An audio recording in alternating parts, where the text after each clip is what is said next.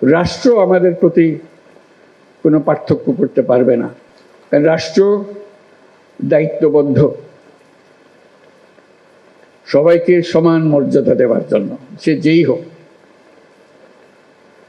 সে যে ধর্মেই বিশ্বাস করুক, যেই মতবাদে বিশ্বাস করুক, তার ধন অসীম ধনের অধিকারী হোক অথবা নিঃস্ব হোক, রাষ্ট্রের কাছে সে একজন নাগরিক।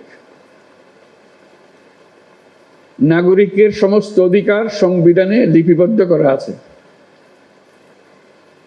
কোনো সরকারের অধিকার নাই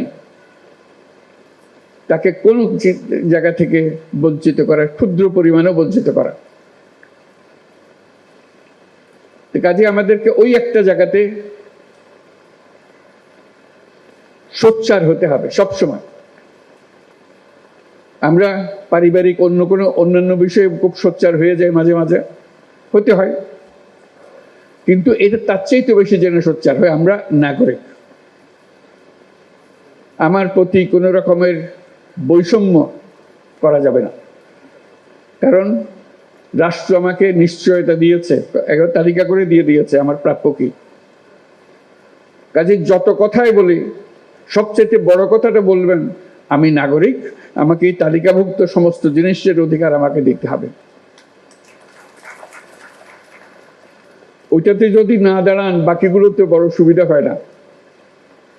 নানা কথার মার পেছে এদিক ওদিক করে ফেলে, এটাতে এদিক ওদিক করার কোনো সুযোগ নেই। কাজে আবারও আহ্বান জানাচ্ছি, আপনাদের যত কথাই বলুন,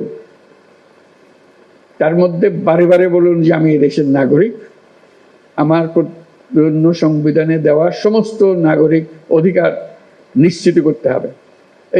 এইসব অধিকার থেকে এখন আমি বঞ্চিত, এগুলো আমাকে দিতে হবে।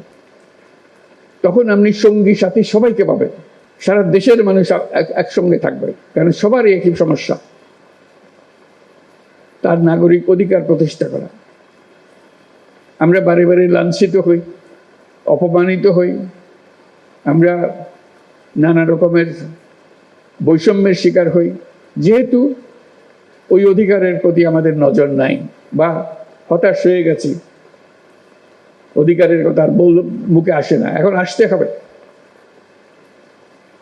আমরা যে নতুন বাংলাদেশের কথা বলছি, তার মধ্যে এটা সবচেয়ে গুরুত্বপূর্ণ বিষয়, যে সবাইকে সব নাগরিক অধিকার নিশ্চিত করা, সেটা যেন আমরা করতে পারি।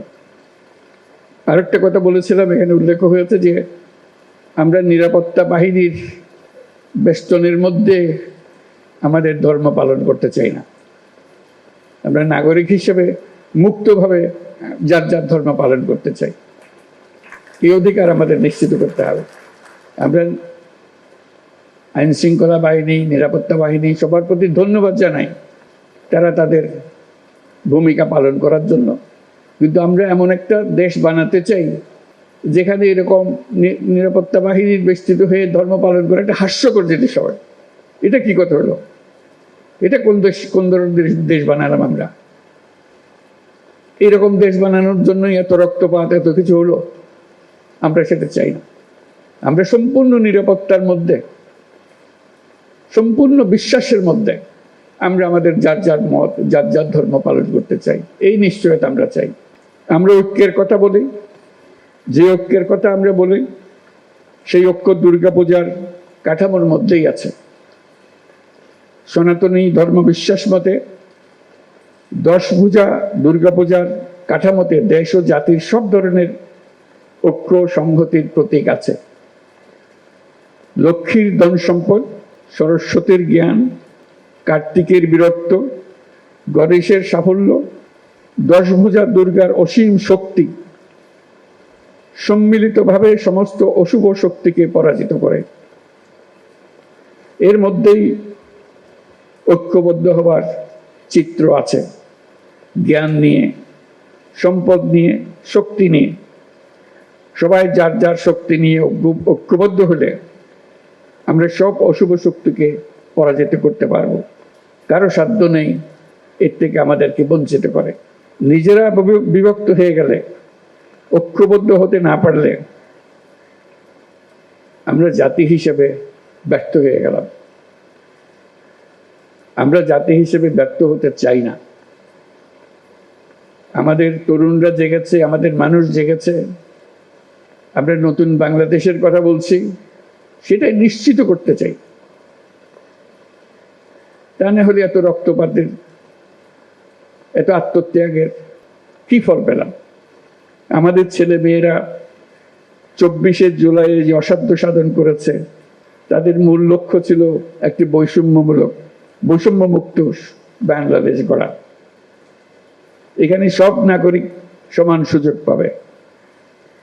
আমাদের ছেলে মেয়েরা সে যে ঘরেই জন্মগ্রহণ করুক না কেন, সে ছেলে হোক আর মেয়ে হোক, সবাই নাগরিকের সমান সুবিধা পাবে।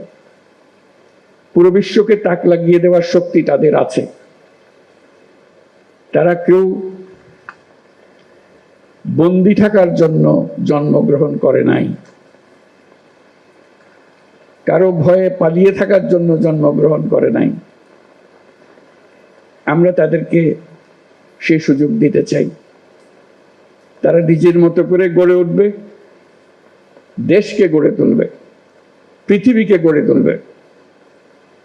আমরা এমন রাষ্ট্র গঠন করতে চাই, পৃথিবী আমাদেরকে অনুসরণ করবে। জুলাই গণঅভ্যুত্থানের মধ্য দিয়ে আমরা বৈষম্য, দুর্নীতিমুক্ত একটি সমৃদ্ধ দেশ গড়ার যে অগ্রযাত্রা শুরু করেছি, তার সকল বাস্তবায়ন করতে হলে ধর্ম, বর্ণ ভেদাভেদ ভুলে সকলকে একসঙ্গে কাজ করতে হবে। সব অশুভ, অন্যায়, অন্ধকারকে পরাজিত করে ঐক্য সম্প্রীতির জয় হবে। বাংলাদেশ এগিয়ে যাবে কল্যাণ ও সমৃদ্ধির পথে।